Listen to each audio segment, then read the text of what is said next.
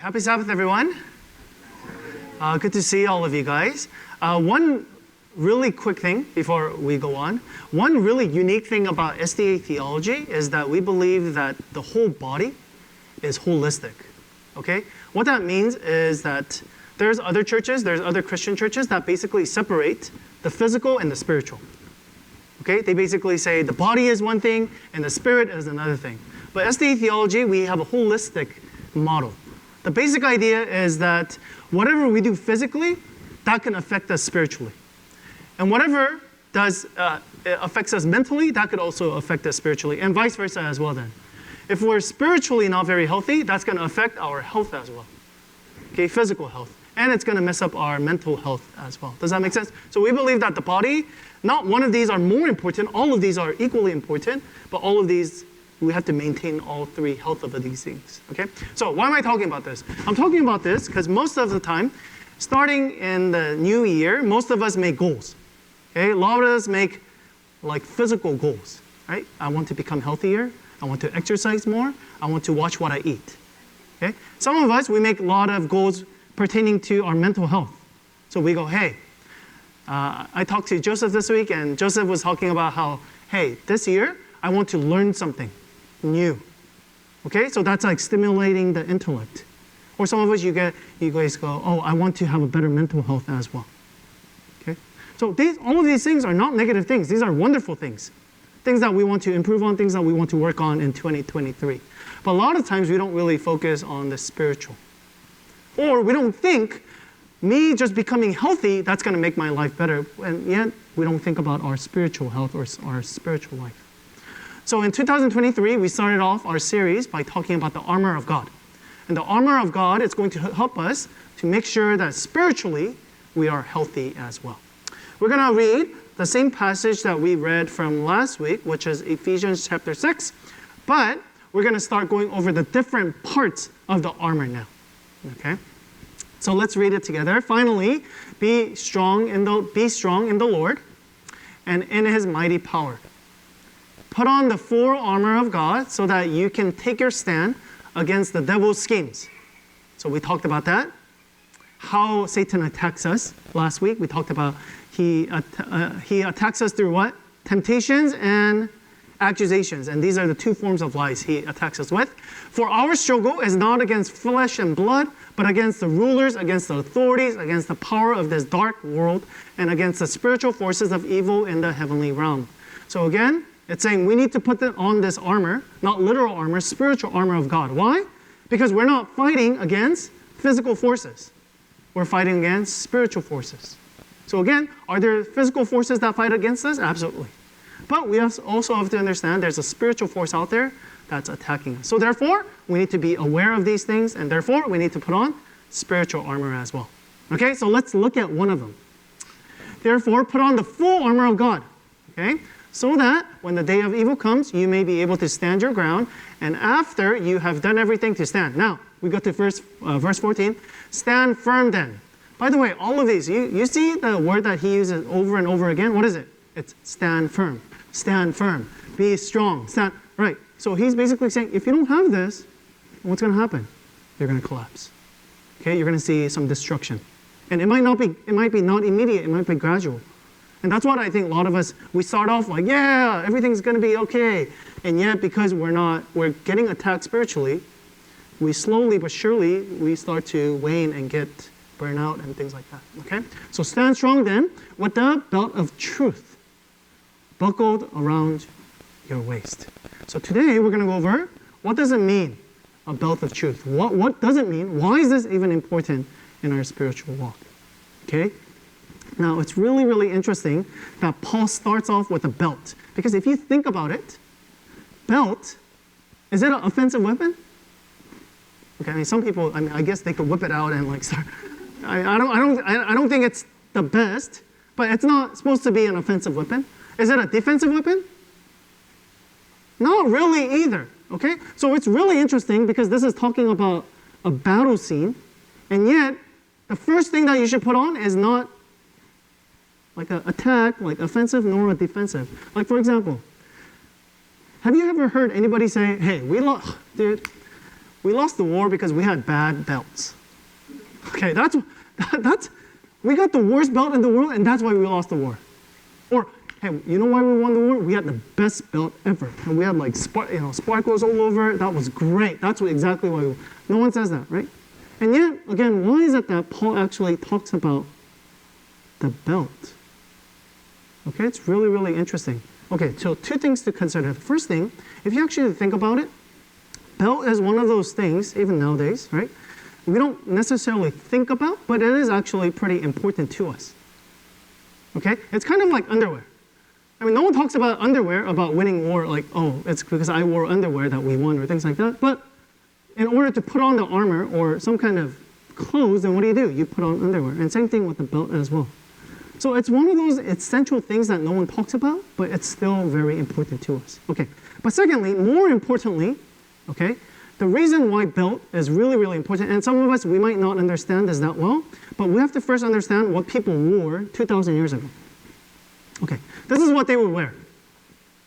Okay, this is what every single one of us would wear 2,000 years ago. Whether you're a man or a woman, and some of you guys go, oh, but this is a dress. Okay, I don't wear dresses. I wear pants, I'm a man, things like that. But again, all of us wore this. Okay, but there was a time, okay, most of the time, people would just walk around like this. But there was a time when they would actually put on a belt. When would you have to put on a belt? When you're going out to work. Why? Because imagine trying to work, okay, and most of them were farmers, fishermen, right? Imagine trying to work with loose clothing. And what would happen? You can't seriously work, right? So what would you do? You would put a belt around to make sure that you were working, okay? So one of the expressions Paul is basically trying to use, we don't use this term, right? Or we don't use the term put on the belt, okay? But a term that we use is, hey, roll up your sleeves. That's an expression we use. And when do we use that? It's saying, hey, something serious is coming up, or hey, get ready to work, or get ready, right? And that's exactly what Paul is using here. Okay, yes, the belt in itself, it's not used to like attack or defend, but it gets you ready. Okay, if you don't have the belt on, right? Again, trying to put on armor with this. Okay, if you're like this without the belt. Can you imagine how difficult putting on the armor would be? Because you have all these loose clothing everywhere, and you have like clothing like sticking out and things like that. But first, you have to make sure that, hey, I'm ready for this. And then after that, you put on the rest of the armor. Does that make sense? So, Paul is saying this piece of equipment is really the foundation of everything. It is the essential. Okay? So he's basically saying the belt. Now we understand belt, but now we go to the truth. He's going to say truth is the foundational piece to everything else. Okay, we're going to talk about, next week we're going to talk about the breastplate of righteousness. But again, if you don't have the belt of truth, if you don't have truth as a centerpiece, everything is going to fall apart. Okay, so let's talk about this concept of truth. Most of you guys would say, oh yeah, truth, of course it is important. And most of you guys would say, if I ask you the definition of truth, you would say something. And you would say, that's pretty easy. However, on the one hand, it seems like it's a very easy thing for everybody to understand, this concept of truth. And yet, on the other hand, it's really, really difficult. What I mean by that is because in 2023, the culture that we live in, the society we live in, the word truth, if you throw it around,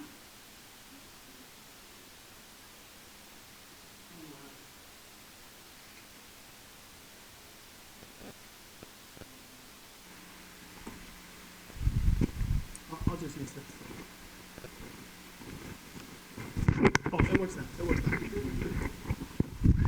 If you throw the word the truth around in a wrong way, it's actually fighting words.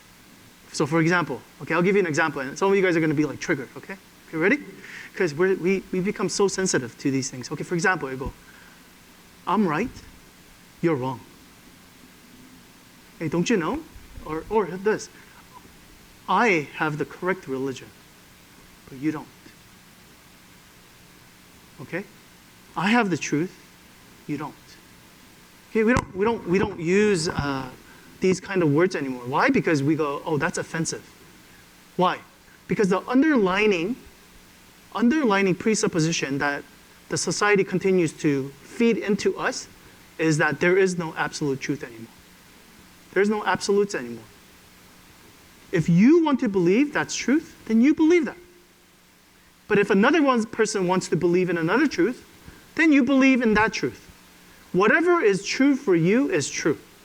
So therefore, you see in media, you go, even though biologically I'm a male, if I consider myself a female, who's going to tell me otherwise?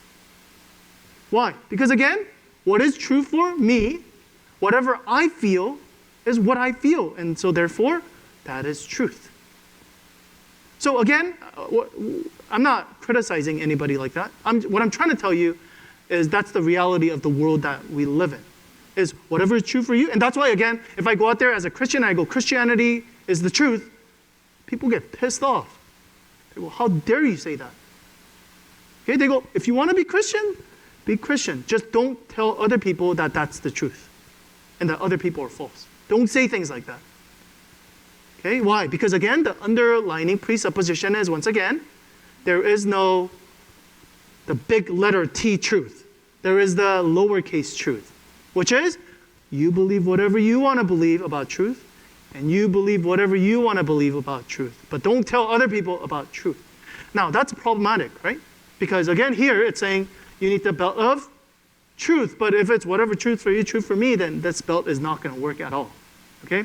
So I'm going to really quickly, because I have a lot of things to talk about, I'm going to really quickly debunk this idea that truth is absolute. Okay, I'm going to do it really quickly. I'm going to give you a philosophical reason, and second one, I'm going to give you a practical reason why we don't actually, even though we say these things whenever we feel comfortable to do it, we actually don't really believe in it. Okay? The first one, philosophical. So think about this statement. There is no absolute truth. Okay, so if that statement is correct, then that statement in itself is not correct. Okay, there is no absolute truth. Then, well, what about that statement? Is that a true statement? Are you telling me a true statement? If it's a false statement about it, then what are you doing? Okay, so philosophically, that statement in itself doesn't work. So what I'm trying to say is every single thing we say, we believe that there is truth. Even the statement in itself, there is no absolute truth, is a true statement. Okay, so it doesn't work. It's stupidity. Okay, then I shouldn't even be listening to what you're saying. Okay, the second part is practically it just doesn't work. We don't operate like this. For example, if let's say there's a red light, and I just ignore it. I just ignore the red light, and I just cross it. And the police comes, and police says, "Hey, what are you doing? You crossed the red light. You're gonna put people in danger." And I go, "Officer, that's what you believe. Okay?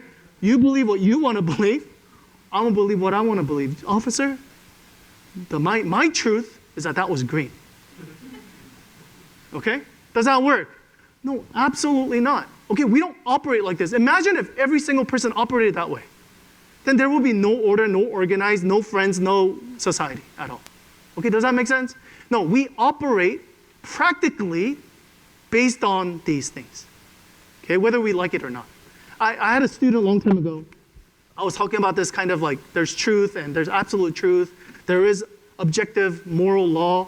Some things are absolutely wrong and some things are absolutely right. And she was like, no, like you're absolutely wrong. You're absolutely wrong. So I asked her, where were you born? Okay, and she was like, I was born in Seoul. Okay, in Seoul in Korea. And I was like, okay, is that ever going to change? Okay, she couldn't say anything, right? Because she kept saying, no, everything changes, truth always changes. And she thought of it, she's like, aha, okay. But the name Seoul, right, the city of the name Seoul, it might change. And I said, but does that mean where you were born changes? The place you were born changes. The name, yes, might change, but that still doesn't change the fact that you were born there, in that location. Whatever you want to call it. Does that make sense? So again, this is very, very important that we understand, even though we live in a society where it continues to tell us, you believe whatever you want to believe, it doesn't work. Philosophically, it doesn't work. And again, practically, we don't live as if everybody just has separate truth. Okay, it's not going to work. Okay, coming back. Now, truth is going to be really, really important. Okay, in specifically, in every religion, in every person. Okay, but specifically in Christianity, this concept of truth is very important. One way to describe Christianity, when somebody asked me, I said, Christianity is either, on the one hand, it's going to make your life wonderful.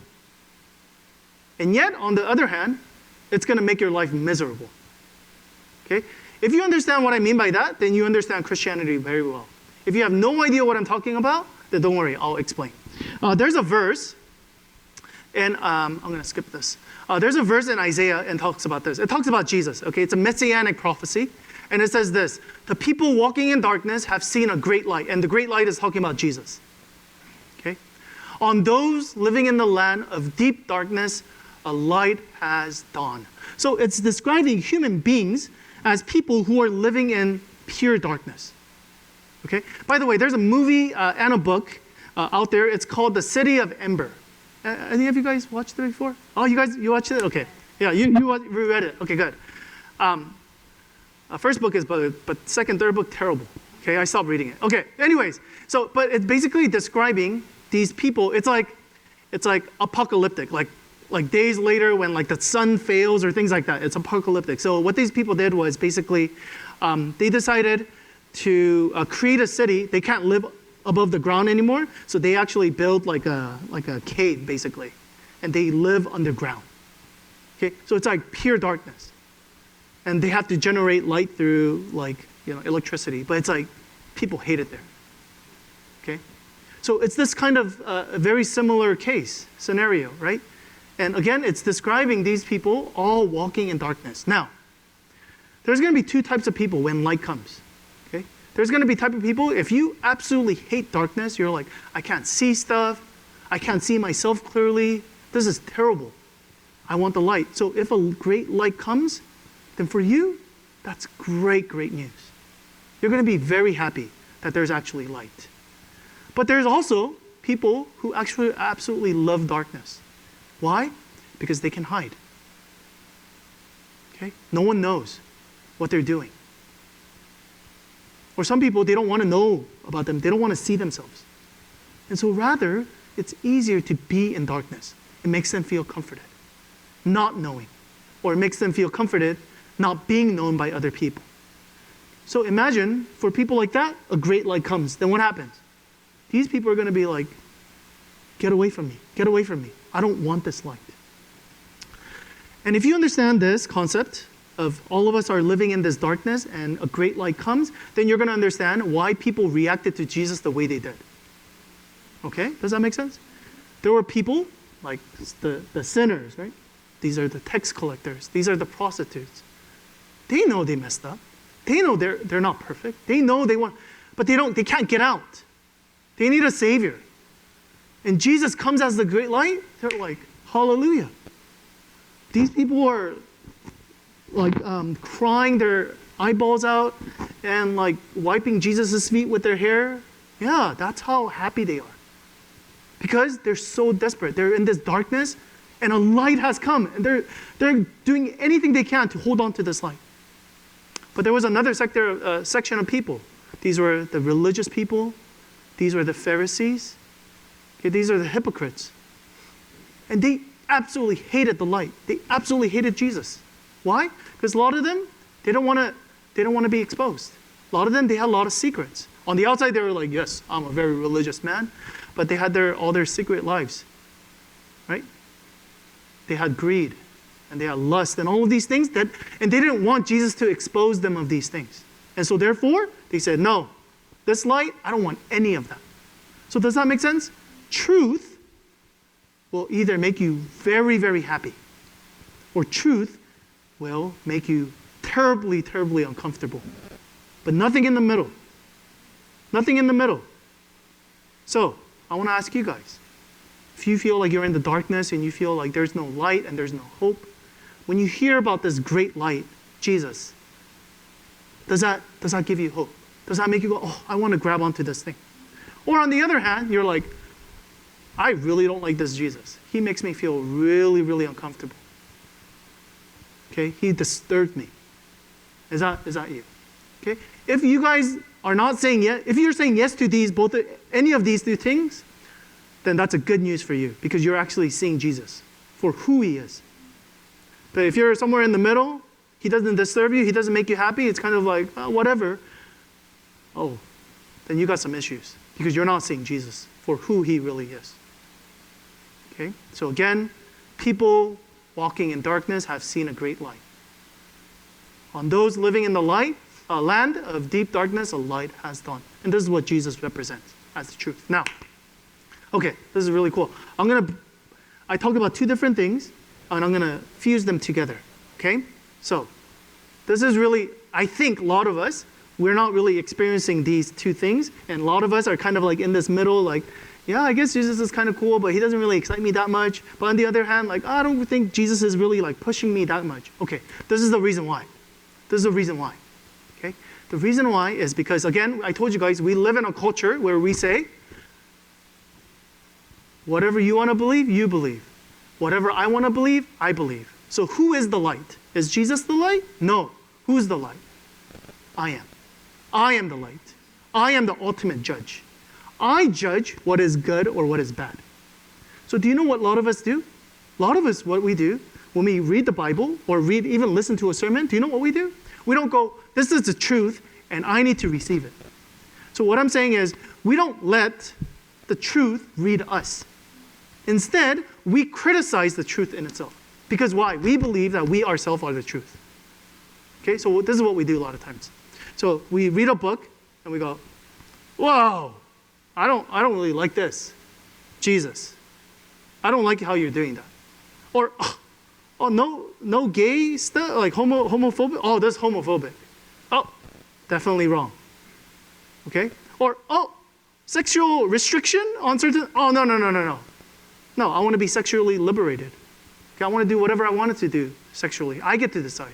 Again, I am the light. I get to decide what is true or not. So when I read the Bible, then I decide what is true for me and what is not true for me. So therefore, I decide what God is and what God isn't.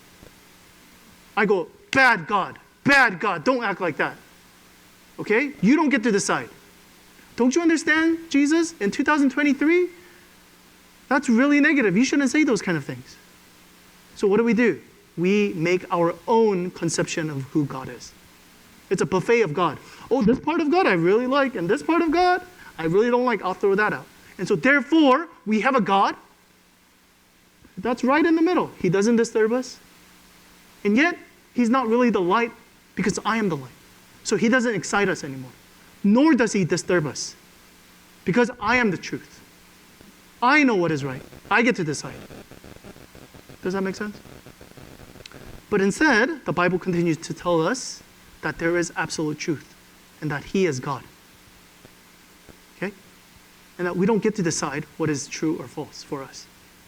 And that's exactly what we saw in the, by the way, if you look back in Genesis 3, that was what everything was all about, right? Genesis 3, God says, eat this and don't eat this. But Satan comes and says, hey, you get to become God instead. You get to define what is good and what is bad for yourself. So that lie has been just perpetuated continually even to us in 2023. Okay? You decide truth for yourself. And again, but that's why we got a whole bunch of issues. But instead, going back to our verse, it tells us we need to put on the belt of truth. That is what's going to sustain us. Not conforming God to our truth, but being conformed to God's truth instead. Very important. So don't just read the Bible, have the Bible read you instead. So instead of wiping out some of the Bible verse and ripping it out, have God rip out what is good and what is not good for you in your life. Does that make sense? That needs to be the standard. Then we're going to see that there's going to be differences in our life. Have God tell you, hey, these are not good things for you. Rip it out of your life. Okay, again, this is what Christianity, what it means to surrender. What it means to come to God and say, God, you are God. You are the light. You are the truth. And that's what really it means to have the belt of truth. Okay, now, to go back to what we were talking about, this is very important because last week we talked about how Satan's main tool is not putting fang marks in our hearts, but what? To leave lies in our hearts. And so now you see why it is important to have the truth, yeah? Because Satan's main arsenal of weapon is to continue to attack us with lies. So therefore, the best thing is to throw it back with truth. Yes? Okay, now I'm going to give you an example of this. Do not be anxious about anything. This is a very, very famous passage. Do not be anxious about anything, but in every situation by prayer and petition with thanksgiving.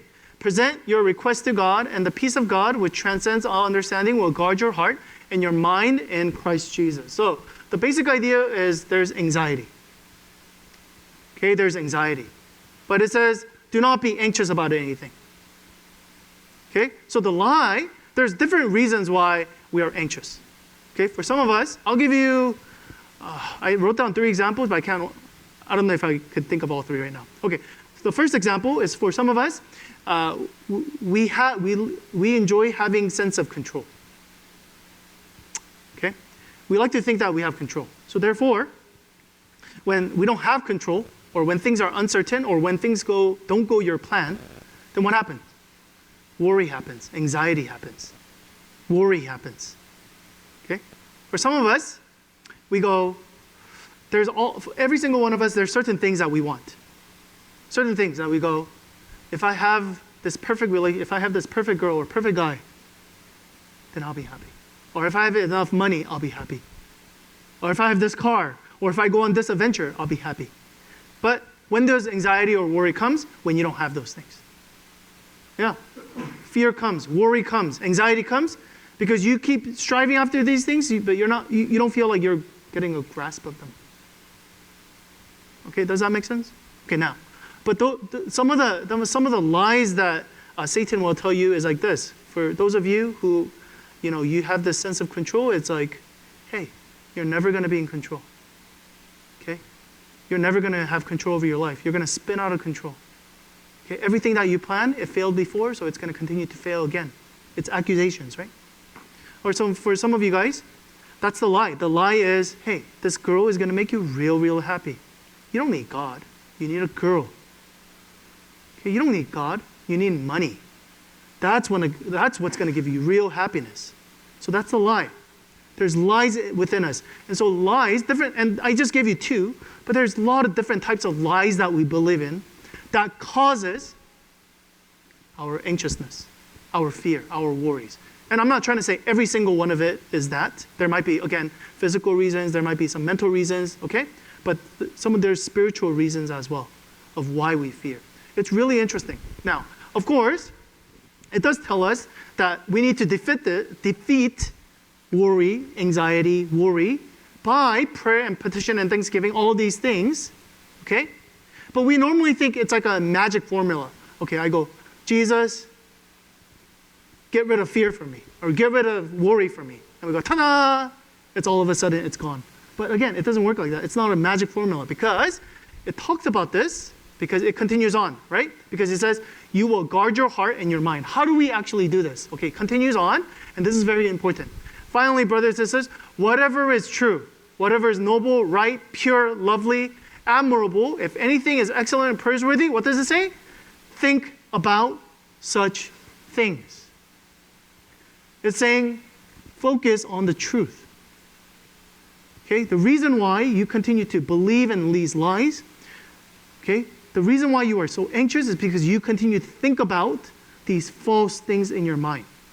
And Paul actually says, as you are praying, as you are giving thanksgiving, you actually need to start thinking about truth. Truth. Okay? So some of you guys are anxious because you guys go, I don't have a girlfriend, or I don't have a wife. And the truth is, yeah, it'll be great if you had a girlfriend or a wife or a husband. Yeah, it'll be great if you had a partner. Yet, you have to understand, that's not what's going to make you ultimately fulfilled. Okay? Again, Adam and Eve, their problem was not that they were single. That's not why they sinned. Okay? The reason why is because they believed in a lie. It's not enough. And so they needed more. They needed this and they needed that. Again, you need to continue to hold on to this truth. No, All of these things are good things, and yet these things are not going to satisfy the deepest desires of my heart. Only God will. So you need to continue to hold on to this truth, hold on to this truth. And that's going to defeat the lies that you believe in. And because of that, the lies will go away, then you're going to feel less anxious. You're going to be less worried. Why? Because you are holding on to God's truth. Whatever is right, whatever is true, whatever is noble, whatever is pure. So Christianity is not a magical religion. Okay? It's not a bunch of like, you pray 5 times about not being worried and ta-da, all of a sudden, like magically it's going to disappear. But it's a thinking religion. Do you understand that? It's a thinking religion. And that's why meditating, praying, reflecting, all of these things are important, again, not because you're going to be saved, but because you have to continually do these things to fight against Satan's attack. This is what belt of truth really means. I'm going to finish off by talking about the ultimate truth. Okay, again, the light of the world. Okay, this is really important because if you think about it, when Jesus was dying on the cross, when he died, it was really interesting. Luke actually describes that when Jesus died, there was an eclipse. Do you guys know that? As in, everything just went dark. So it's really interesting. Because in Isaiah, it talked about how a great light has come for the people of darkness. But yet, at the end of this light's life, the great light, he becomes totally darkened. Do you see that? Do you see that? He experiences the deepest darkness that everybody has gone through. Do you know how dark it was? It was so dark that before Jesus actually died, he said, my God, why have you forsaken me? Okay, so we have to understand the light, there's a cost. There's a cost for Jesus to come down and give us this great light. That is that he gave us this light, and the great light has been taken away from him, and he dies instead for us. So we have to understand the cost of this light. And yet, on the other hand, it tells us, it gives us the truth of how much God loves us as well. That he's willing to come this far just for us. Just for each and every one of us. So, on this side, where you're like, yes, I've been waiting for the light. Yes, that's great. And yet, you have to understand there was a cost for Jesus to come down. On the other side, you go, oh, God is so disturbing. I'm so scared, God. I'm so scared of this light. Because I'm scared when you expose me to the light, you're going to see all my faults. And you're going to see all my sins. And my fear is that you're going to abandon me. And yet Jesus says, no, I came knowing everything, seeing everything, and yet I still accept you. And these two things we need to hold on to, both of these things. All of us, every single one of us in here, in this room, including myself, there's lies in our hearts. There's lies in our minds. And Satan will continue to attack us until he gets us. The only way for us this week, today, for us to fight is to hold on to God's truth. That he is the great light of the world who came for us and who will not just expose us, but embrace us